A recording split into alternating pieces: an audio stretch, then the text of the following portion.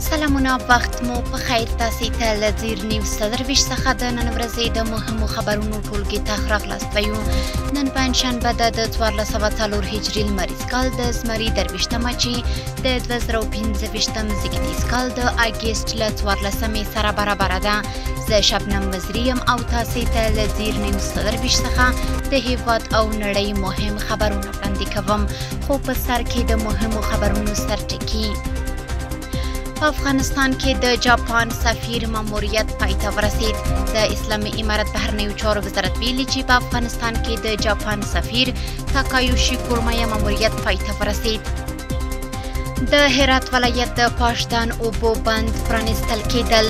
د ریاست الوزرا اقتصادي مرستیال ملا عبدالغني برادر اخوند او د اسلامي امارت د یو شمیر نورو چارواکو له لوري د هرات ولایت د پاشدان اوبو بند ګټه اخیستنې ته وسپارل شو. او د اسلامي امارت پلاوی د قرغیزستان هیواد په اقتصادي فورم کې ګډون وکړ. د خبرونو تفصیل. د اسلامي امارت بهرنیو چارو وزارت ویلي چې په افغانستان کې د جاپان سفیر تاکایوشي کورمایا ماموریت پای ته ورسید. د اسلامي امارت بهرنیو چارو وزارت د اطلاعاتو او عامه اړیکو رئیس حافظ ضیا احمد ویلي چې د بهرنیو چارو وزارت مرستیال ډاکټر محمد نعیم د جاپان له سفیر تاکایوشي کورمایا سره لیدنه کې د کورمایا د ماموریت ستاینې ترڅنګ د دواړو هیوادونو ترمنځ د اقتصادي، امنیتي او کلتوري همکاریو پر پراختیا ټینګار وکړ. ډاکټر محمد نعیم د افغانستان ثبات، د نشه یي توکو د کښت او قاچاق مخنیوي، د اداري فساد له منځه وړلو او د زیربنایي پروژو پلي کېدو ته په اشارې له نړیوالې ټولنې د مثبت درک غوښتنه وکړه. دغه راز د جاپان سفیر ټینګار وکړ چې هیواد به یې د افغانستان له خلکو سره خپلې مرستې دوامداره ساتي. د بهرنیو چارو وزارت په وینا دواړو لوریو د دوه اړخیزو اړیکو او همکاریو پر لا پراختیا او دوام هم ټینګار وکړ. د هرات ولایت د پاشدان اوبو بند ګټه اخیستنې ته وسپارل شو. د اوبو او انرژي وزارت ویلي چې د ریاست الوزرا اقتصادي مرستیال ملا عبدالغني برادر اخوند او د اسلامي امارت د یو شمیر نورو چارواکو له لوري د هرات ولایت د پاشدان بند ګټه اخیستنې ته وسپارل شو.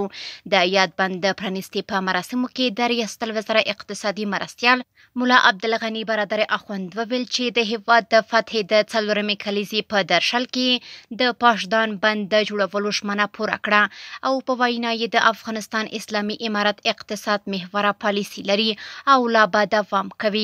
دغه راز د اسلامي امارت ویان ذبیح الله مجاهد وویل چې پاشدان بند د هیواد د آبادی او پرمختګ په برخه کې د اسلامي امارت د کلک هوډ او ارادې ښکارندویي کوي او د هیواد پرمختګ د افغان وګړو هوساینه د اسلامي امارت له لومړیتوبونو څخه ده.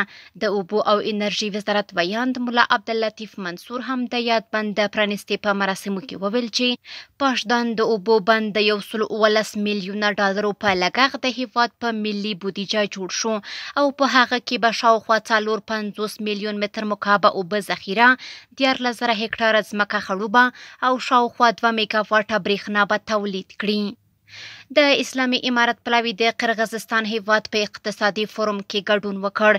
د صنعت او سوداګرۍ وزارت په یوه خبرپاڼه کې ویلي چې د یاد وزارت ویاند نورالدین عزیزي له مل پلاوي سره د قرغیزستان د اقتصادي فورم د پرانیستي په مراسمو کې ګډون وکړ.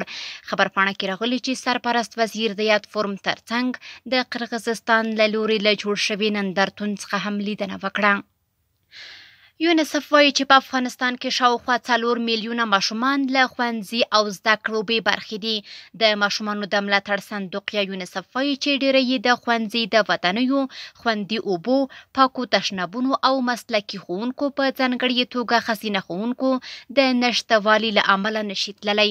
اقتصادي ستونزې هم ماشومان دې ته اړ کوي چې له زده کړې لاس واخلي او د کورنۍ د عاید لپاره کار وکړي.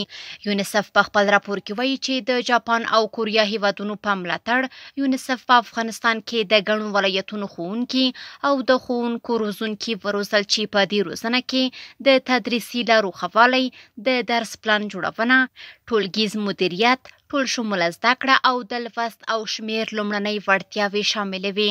راپور زیاتوي چې یونیسف په ځانګړې توګه ښځینه ښوونکو ته لومړیتوب ورکوي ځکه چې د ښځینه ښوونکو زیاتوالی د نجونو د ښوونځي د حاضرېدو کچه لوړوي او کورنۍ ډېری وخت له کلتوري اړخه دا مناسبه ګڼي چې د دوی لوڼې له ښځینه ښوونکو زده کړه وکړي.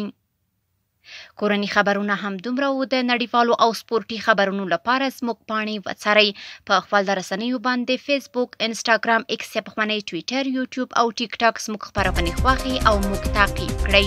ادرس یې زیر نیوز 24 تر سبانۍ خپرونې. د الله په امان.